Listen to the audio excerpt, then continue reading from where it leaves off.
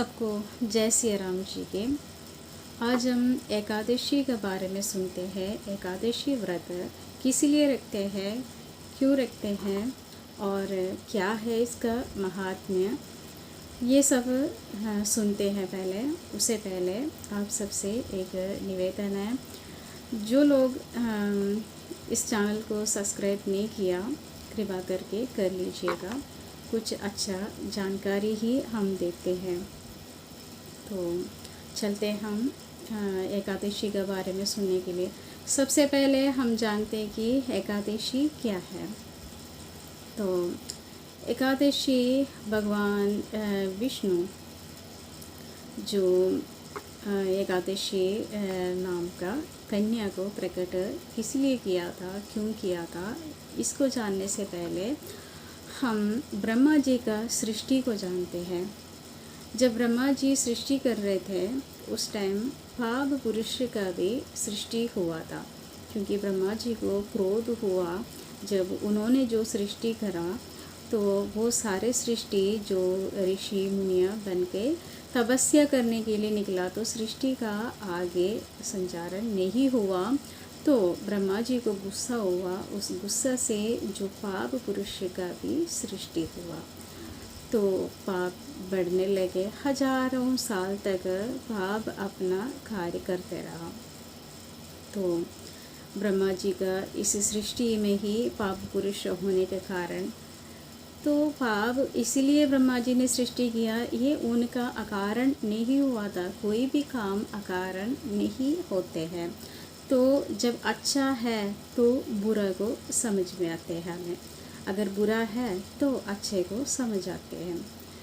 तो इसलिए अच्छे को समझने के लिए बुरा चीज़ भी होना ज़रूरी है। इसलिए भगवान ने ये लीला किया था, पाप पुरुष का भी सृष्टि किया था। तो पाप पुरुष का जब सृष्टि हो गया, पाप जब धरती पर पाप होने लगा, तो नरक में जो पापी मनुष्य नरक में जाते हैं, तो नरक का जो यातना है वो अत्यधिक यातना है। जो पाप हम जो भी पाप करते हैं, एक एक पाप के लिए उसके हिसाब से सज़ा भी मिलते हैं। तो एक दिन भगवान ने सोचा है कि मैं क्यों ना यमराज के पास जाऊं, वहाँ नरक में क्या चल रहा है क्या नहीं चल रहा है, एक बार जाके देखूं। मैं स्वर्ग में बैठा है, वैकुंठ में बैठा है, तो नरक का लीला भी एक बार देखूं।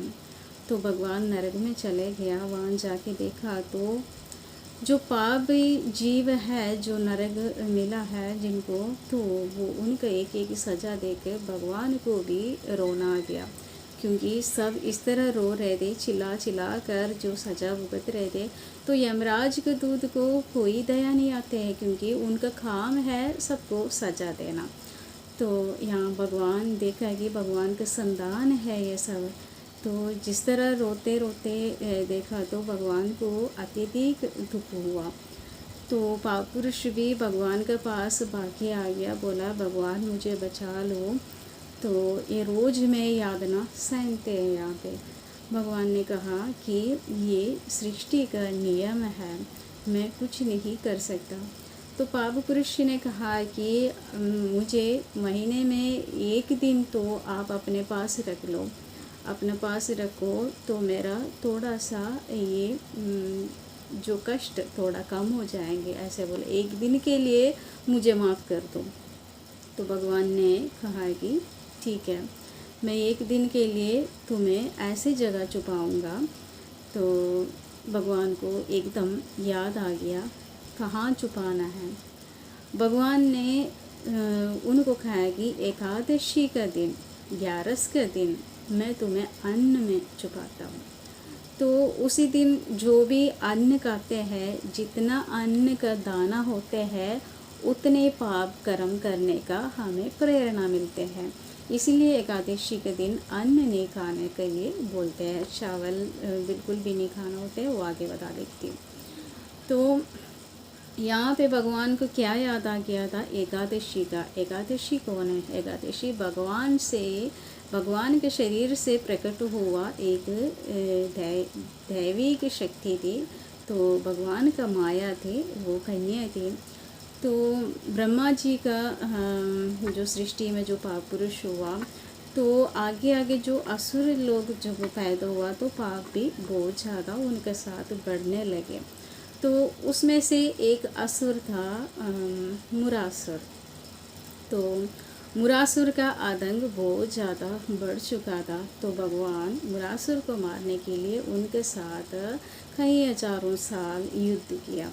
तो मुरासुर ने तपस्या करके महादेव से, तामसिक लोग सब महादेव से ही तपस्या करते हैं, क्योंकि महादेव एकदम प्रसन्न हो जाते हैं और वरदान दे देते हैं, कुछ आगे पीछे नहीं सोचते हैं, जो वरदान देना है दे देते हैं, बाकी काम तो भगवान विष्णु का है, जो उनका क्या करना है क्या नहीं करना वो भगवान विष्णु का स्थिर करते हैं।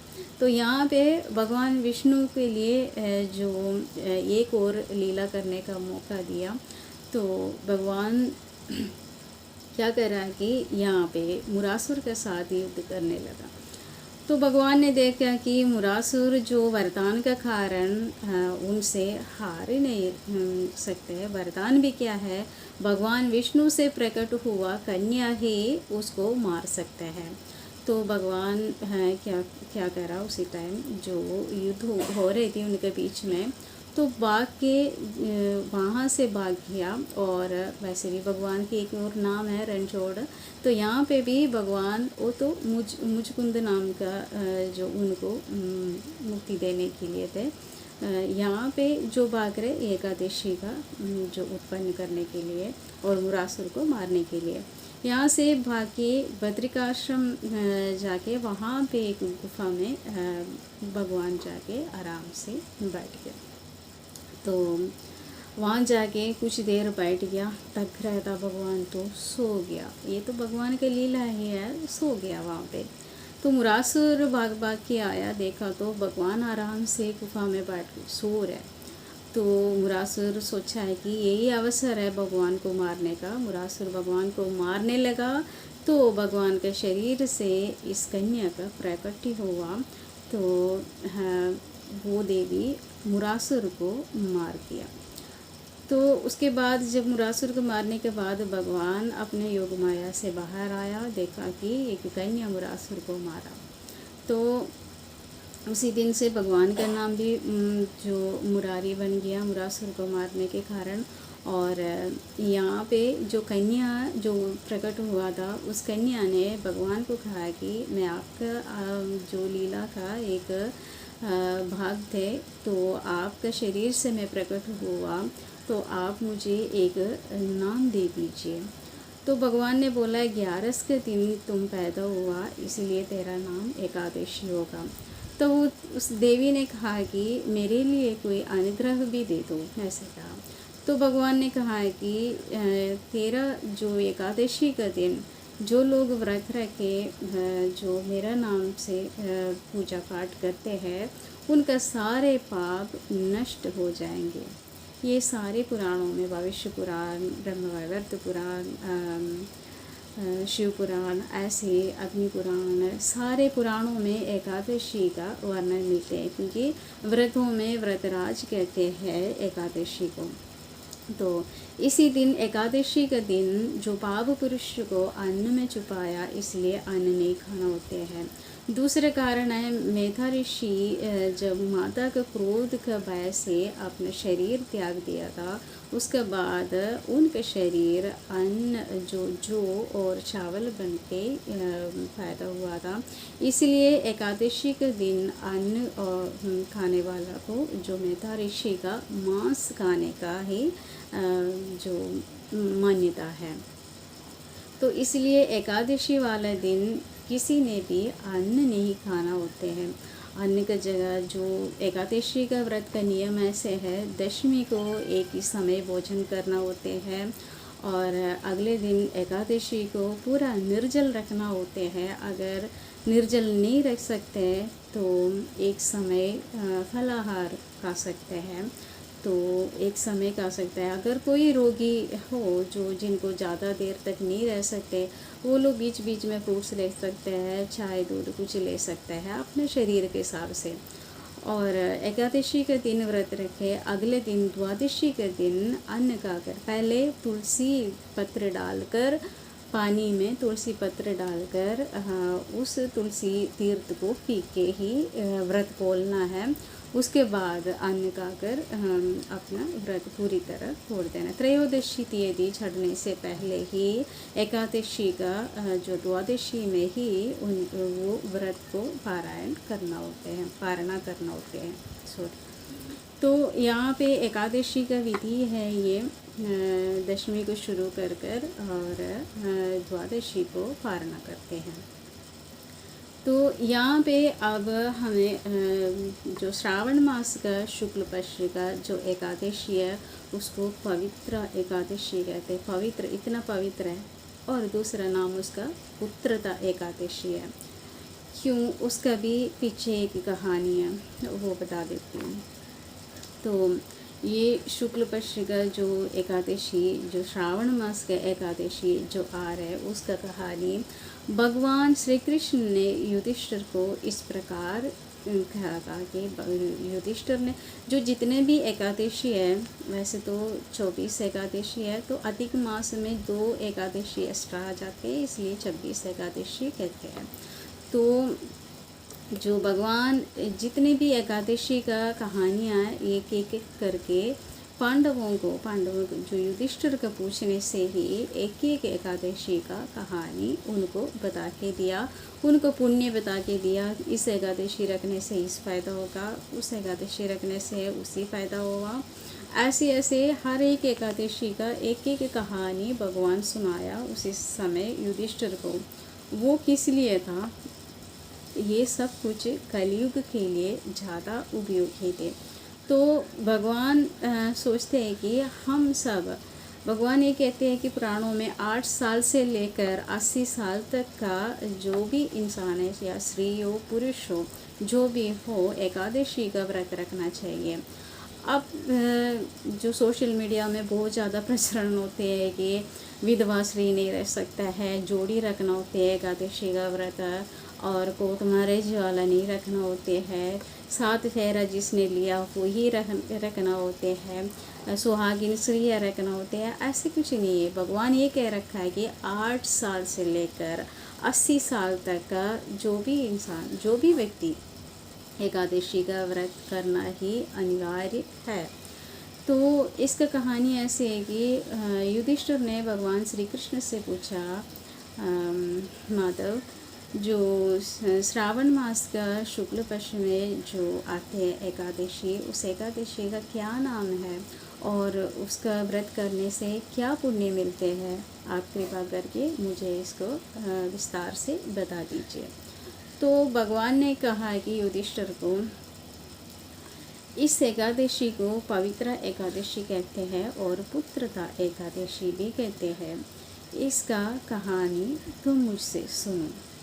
युधिष्ठिर, महिष्मतीपुर नाम का एक राज्य है, वहाँ पे जो वहाँ का राजा था, तो महिष जी नाम का राजा है, उनको उनके राज्य में सब कुछ आना अच्छा, बस कोई कमी नहीं था राज्य में। वो राजा अपना प्रजा को अपना पुत्र मानकर पालते थे, किसी चीज़ का कमी नहीं थे, तो खुशहाली थे। लेकिन राजा को एक दुख हमेशा सताते थे, क्योंकि राजा कुछ ज़्यादा उम्र का होते जा रहे, तो अगला जो युवराज जो बनना है उसके लिए उनको कोई संतान है ही नहीं। तो राजा को ये इसी बारे में दुख है, बाकी किसी चीज़ का कोई दुख नहीं है। प्रजा भी अच्छा, राजा भी अच्छा, किसी चीज़ का कमी नहीं है, तो कोई दिक्कत नहीं था राज्य में।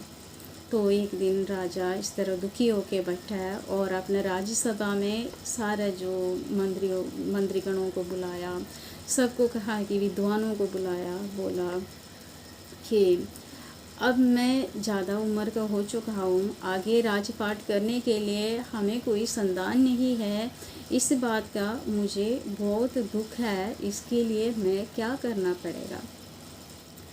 तो राजा के पूछने पर किसी विद्वानों ने बोला कि ऐसे है, तो पुराने समय में साधु संत सारा जंगलों में रहते हैं, वहाँ बैठ के ही तपस्या करते हैं। तो किसी ने बोला कि इस जंगल में जाके किसी साधु संत से हम इस विषय के बारे में पूछते हैं, किस कारण आपको पुत्र प्राप्ति नहीं होते। तो उस राज्य का कुछ विद्वान साधु संतों को ढूंढते हुए जंगल में पहुंच गया। वहाँ जंगल में उनको लोमश ऋषि मिला।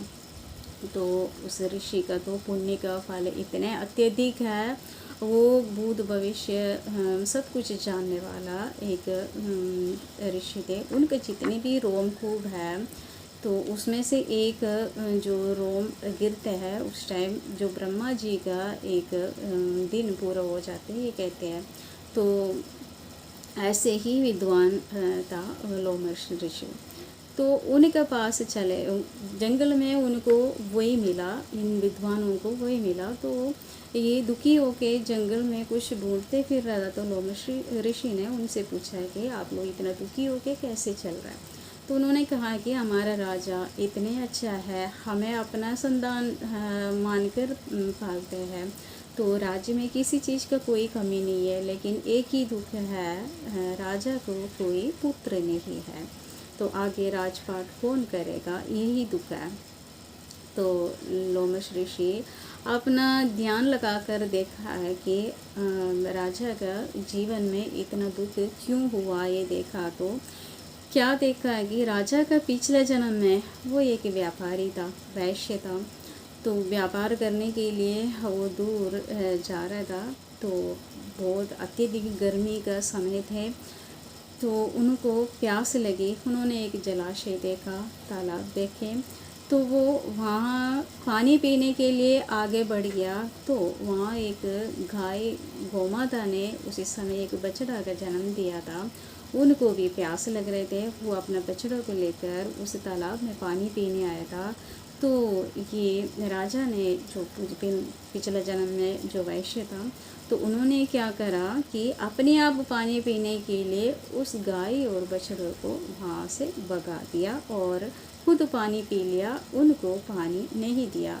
तो वही गोमाता का शाप उनको लग चुके थे, क्योंकि उनका प्रसव उस टाइम हुआ था, उनको भी प्यास लग रही थी, उसको बछड़ा को भी प्यास लग रहे थे। तो एक माँ को अपने बच्चे का दुख नहीं देख सकते हैं, तो उन्होंने राजा को भी श्राप दे डाला, क्योंकि इस बच्चे को भी जो प्यासा है, तो माँ जब पानी पिएगा तो उसको दूध पिलाएंगे, तो यही सोच के तो आए थे, लेकिन माँ को भी पानी पीने नहीं दिया। तो माँ को गुस्सा आया, माँ का श्राप तो लगते ही है।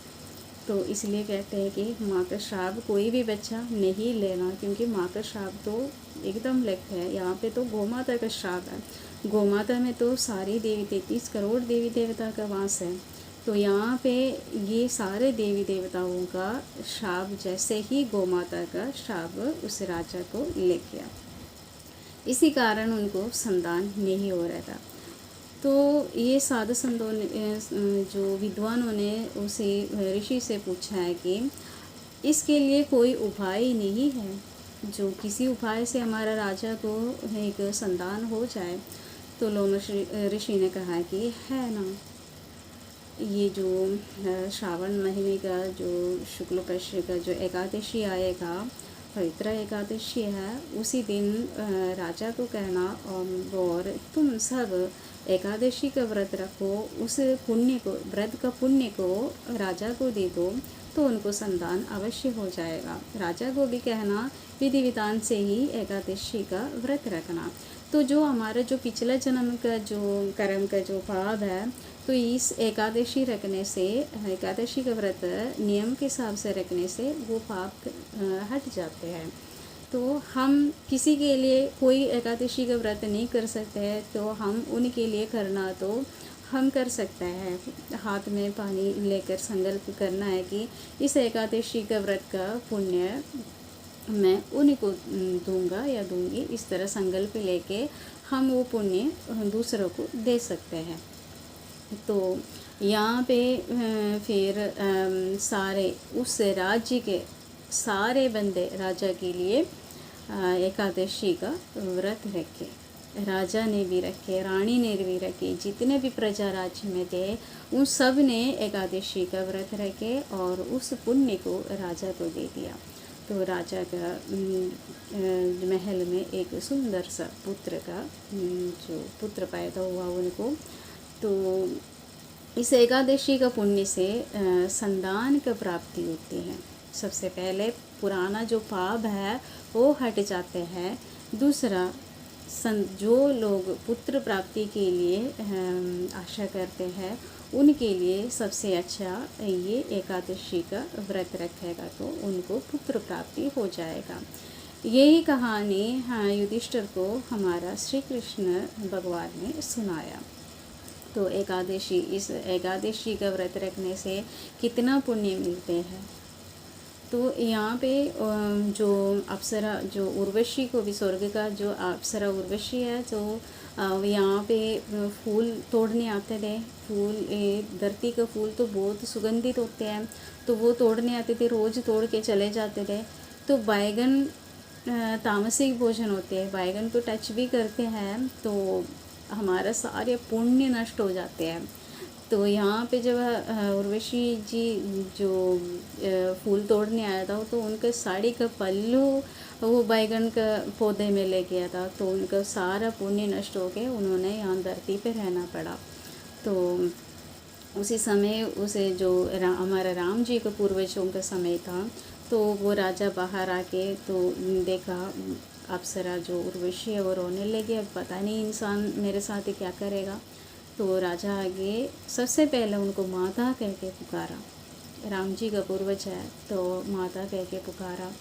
तो बोला, माता आप कैसे, कहाँ से? तो बोला, मैं स्वर्ग का अप्सरा हूँ, मेरा साड़ी का पल्लू इस बैगन का पौधे में लगी तो मेरा सारा पुण्य नष्ट हो गया, तो मैं यही रहना पड़ा। स्कंद पुराण में है ये कहानी।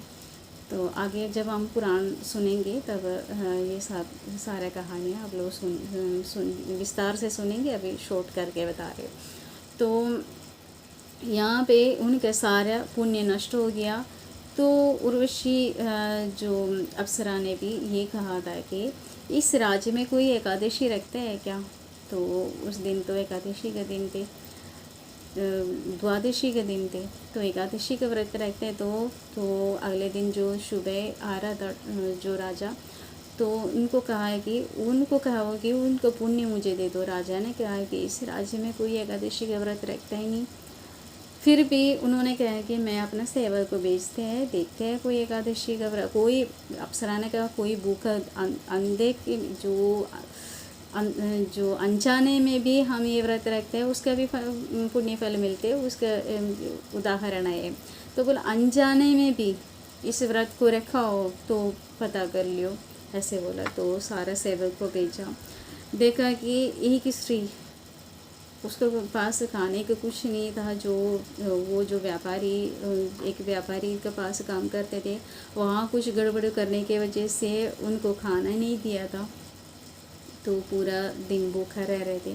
तो वो बैठ के रो रहे थे, मुझे भूख लग रही है, मुझे कुछ खाने को दो। तो यहाँ पे राजा के सेवक जाके उनको ले गया और बोला कि राजमहल में आ जाओ, तुम्हें पेट भर के हम खाना देंगे। वहाँ जाके उर्वशी ने कहा है कि तुम हाथ में पानी लो और संकल्प कर लो, ये जो एकादशी का जो मैंने अनजाने में जो रखी है वो पुण्य में इस उर्वशी को देती हूँ, इस तरह संकल्प करो, ऐसे बोला। तो वो स्त्री ने यहाँ पे ऐसे संकल्प करके उस व्रत का, उन्होंने जो अनजाने में करा उस व्रत का पुण्य उर्वशी अप्सरा को दे दिया, तो उनका साड़ी का पल्लू भी ठीक हो गया। जो पुण्य सारा उनको वापस मिल गया, वो फिर से आकाश में उड़ने का उनको ताकत मिल गया, क्योंकि वो पुण्य जब नष्ट हो गया था उनका सारा, जो मृत्यु लोक में आके फिर वापस नहीं जा पा रहे थे। तो स्वर्ग जाने के लिए उनको शक्ति चाहिए थी, तो पुण्य जब वापस आ गया तो सारा शक्ति वापस आ गया और वो वापस चले गया। तो कहने का मतलब ये है कि एकादशी में जो अनजाने में भी जो व्रत रखा जाता है तो उसके लिए भी पुण्य मिलते हैं। तो हम जान के जो एकादशी का व्रत करेगा तो कितना अधिक पुण्य मिलेगा। ये तो आज का ये उपाय है कि पुत्रदा एकादशी में जो व्यक्ति पुत्र के लिए जो तरसते हैं, संतान के लिए तरसते हैं, इस एकादशी का व्रत रखकर, विधि विधान से रखकर भगवान से यही प्रार्थना करना है कि हमें एक संतान प्रदान करो। जो भी हमारा पिछले जन्म का जो पाप था वो सारा नष्ट करके, जो सारा खत्म करके हमें अपना एक संतान दे के आशीर्वाद दो। ये उपाय ज़रूर कर लीजिएगा इस एकादशी में। जो भी संतान के लिए आशा करती हूँ आप सबको मेरा ये एकादशी के बारे में जो भी मैंने बताया अच्छा लगे होंगे। तो अच्छा लगना चाहिए, क्योंकि ये इसमें से कोई भी बात मेरा अपना नहीं है, सारा पुराणों का बात है। हर एक पुराण में एकादशी के बारे में, एकादशी व्रत के बारे में हर एक पुराण में लिखा हुआ है। कोई से एक पुराण भी आप लोग पढ़ लिया तो एकादशी के बारे में आप लोगों को समझ आएगा क्या है एकादशी, क्यों रखते हैं हम एकादशी, कितने अधिक पुण्य मिलते हैं, सब कुछ हमें पता चल जाएगा। तो आशा करती हूँ मेरा ये वीडियो आप लोग को अच्छा लगे तो लाइक और शेयर कर लीजिएगा। सबको जय सिया राम जी।